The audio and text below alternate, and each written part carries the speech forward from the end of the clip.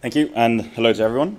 Following on nicely from this previous story, I'm going to tell you a little bit more about our company, which is using surplus food as well, but also a few other examples of companies and social enterprises that are trying to use surplus food to tackle the causes of food waste. Our company is called Snact, and that's the amalgamation of snacking and acting, and we put the two together to try and create a name that emphasized that we could use food to drive an impact.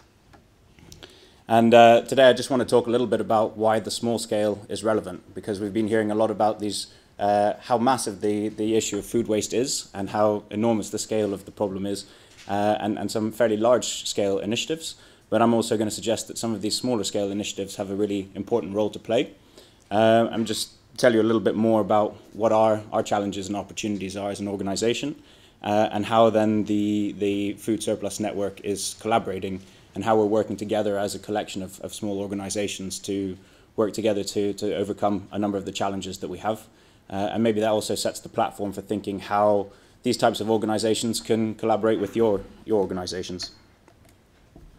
I think the interesting thing about the small scale is, though the kind of the tonnage impact is not massive, we're talking about organizations that the largest ones currently are maybe doing 20 tons of processing 20 tons of surplus a month are doing, and others are really working on the sort of hundreds of kilos a month level, are much smaller. But these are people who have a genuine passion for tackling food waste. They're kind of waking up every day and thinking, what can they do in their community to tackle food waste? And with that, they're bringing a lot of ideas. And so, whereas some ideas that you have in your larger organizations take time to kind of develop and bubble along, and there's risks associated with launching them, these people can launch ideas on a shoestring and at a very low kind of risk basis. So they're a great platform for testing ideas. And a lot of them we see are really kind of emerging in the community. And so they're a way of kind of galvanizing the community to get involved in food waste. And you see a lot of them relying on volunteers and thinking of ways in which they can be kind of advocates in the community to change our perceptions of food and consequently tackle the causes of food waste. So I'm going to tell you about a few different types of organizations, and what will be interesting is also thinking about the different sources of supply that they have. So here we have two consumer products. Unfortunately, I've chosen the wrong soup company. This is a soup company that is based in Holland, and they are in the same way they're using surplus food. So they're working earlier in the supply chain, so working with producers and co-packers to find fruit that is being discarded because it's the wrong shape or size. And similarly, Ruby's in the Rubble is making chutneys and also now moving into the snack market. And again, they're looking for fresh produce that is discarded because it's the wrong shape or size, not meeting the specifications, tending to be looking for larger quantities of produce. But what's interesting is that they're really bringing the element of food waste and the idea that their products are made from surplus food to the front, and using that as a platform for engaging with their consumers. And then we have restaurants and smaller types of projects. And these guys tend to use surplus food from kind of later down the supply chain. So they'll be working with shops and wholesalers, and they tend to be working on the kind of tens to hundreds of kilos of produce. And they're able to be very versatile in the types of produce that they're able to take on. So because they're kind of coming up with meals that fit the produce that they have, they can respond to whatever is available that day. Whereas the ones that I showed you before, they're much more kind of constrained in the types of produce that they're able to take on. And then there's some also quite interesting technologies that are coming through. So Plan Zeros is linking up those who have surplus food with those who want to use surplus food. So linking almost the restaurant that has bought too many carrots with the Save the Date cafes who are able to use those carrots to make a meal for people. I focused really more on the social enterprises as opposed to the charities that are here, but as we heard before, the food banks and the fair shares of this world do an amazing job of using surplus produce as well. So I'll tell you a little bit more about Snact. We have a slightly dirtier version of the McCain's Be Good, Do Good. We give a shit and we try and get shit done, and it's our philosophy to just be a bit engaged, and we looked for partners really who share this this passion. And there's lots of people out there who have gotten on board and started helping us out. We're taking surplus apples, so apples that are the wrong shape or size, and blending them with mangoes and blending them with raspberries to make a dried fruit product. So it's very simple. We call it fruit jerky. It's got no additives, no preservatives. It's just 100% fruit. We've started on a really small scale. This is my co-founder Alana, and we used to go out to the wholesale markets in the mornings, go and find whatever produce they had, mushing it up and dehydrating it and packing it and selling it in markets. And really from the beginning we've been using the crowd and our communities to develop our business model. And then we did a crowdfunding campaign. We raised the first bits of funding that we needed to then develop our commercial process. And then from there we've moved towards being able to produce on the sort of ton level as opposed to the kilo level. And just this year we've then launched our new pack. So instead of these brown paper bags, we've moved to the thin film packs. And there's some challenges in that everyone thinks that a brown paper bag is more environmentally friendly than a film packaging. So we're having some challenges around that communication, but it's going well. And now we've also completely changed our customer base. So whereas we were selling in markets on a very small scale, we're starting to work with the largest contract caterers in the UK, getting our products into offices. We're working with the largest online snack delivery company in the UK. We're starting to talk to airlines. So people are really engaging with our proposition of using food that has an impact, but also food which is a healthier alternative than the sort of chocolate bars and those types of things. So the first batch of apples that we got for our new packaged products, we worked with the Gleaning Network, and there we went out to an organic farm and we actually harvested the fruit ourselves. And so to our Kenyan producer, I understand the sentiment of rolling up your sleeves and getting in there and getting it done. Now we've started creating partnerships with pack houses, and in a similar experience to yours, you can go out and find the potatoes or the apples on the tree, but actually there's so much food that's being wasted that's so readily available and so convenient to take, and the question is just to be able to take it on the right scale. So our challenge around supply has become easier as we've scaled up. And now that we're able to take fruit on the pallet level as opposed to the bucket level, many more people are interested in working with us. And we're also able to pay them for the produce so that they have an economic interest in working with us. And we think that that's fair because farmers often have a tough time, and it's good to be able to put some money back into their pockets. And we were talking yesterday, how much do you engage people on the concept of food waste? And here's a picture, you can't really see it, but we supported this company. It's called the Bootstrap Company, and they are supporting social enterprises and getting people who've been affected by poverty to try and use social enterprise to get jobs. And so we donate snacks to them, and they had a fun run which raised money. And our whole idea is how do we use food to create an impact? And we see that we can support kind of people in the community to do interesting things with our products, and using food to kind of get people to think about the impact that they can make.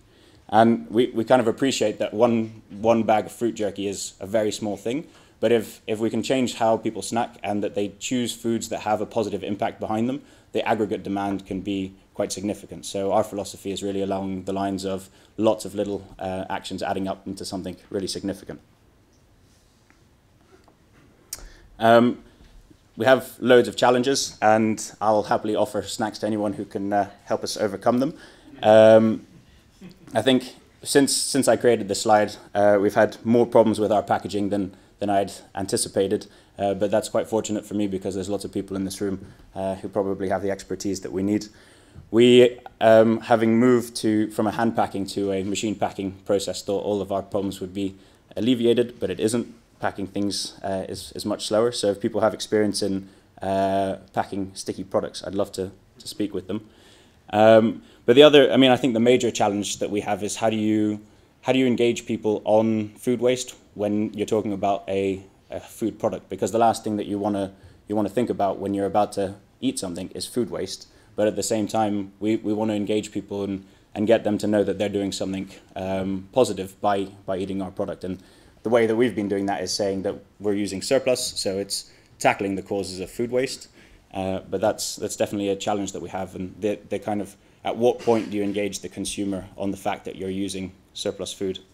And then obviously we have the conventional challenge of any brand, which is to create a mass market appeal, and this only works if we get to a significant scale, and so we need lots of people to buy our product. And there again, if people want to help us in terms of brand development, we'd be more than happy to talk with them.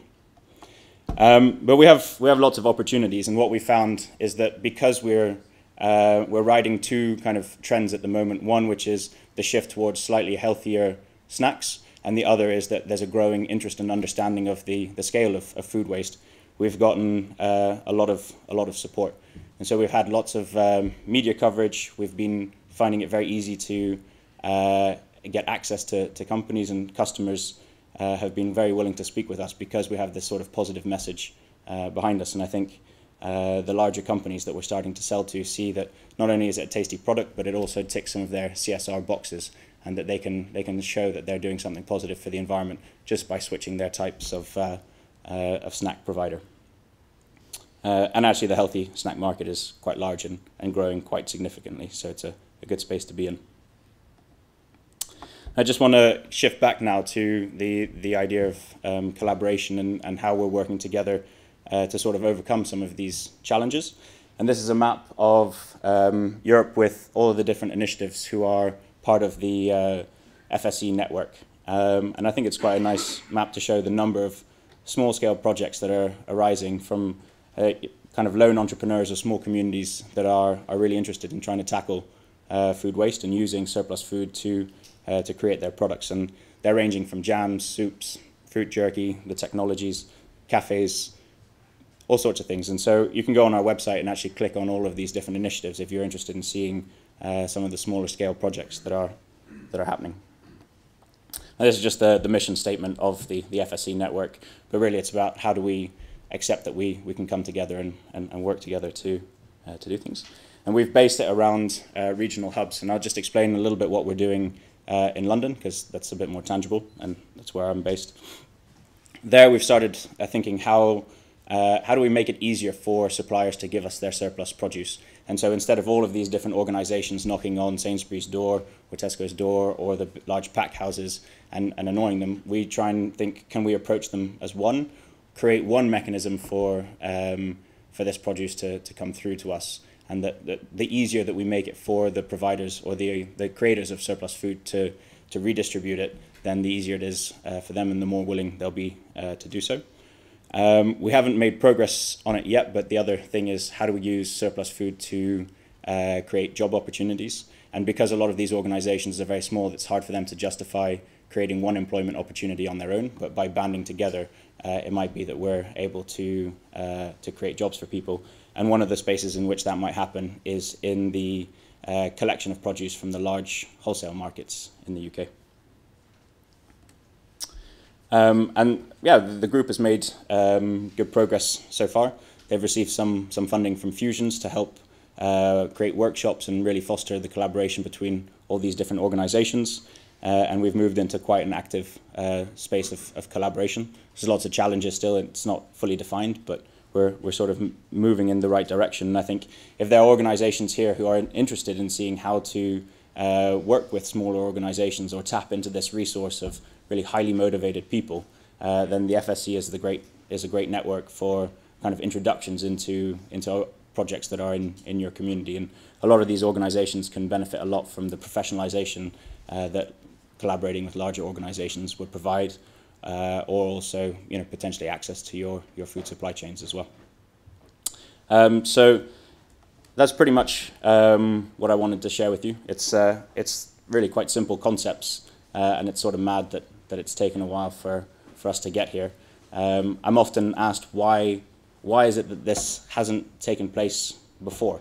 And it seems so logical that if there's so much readily available surplus produce, why is it not already being used? And it goes back to the point that a number of people have been made, which we're just not valuing food correctly. When you're buying apples on a kind of a large scale, they're almost free.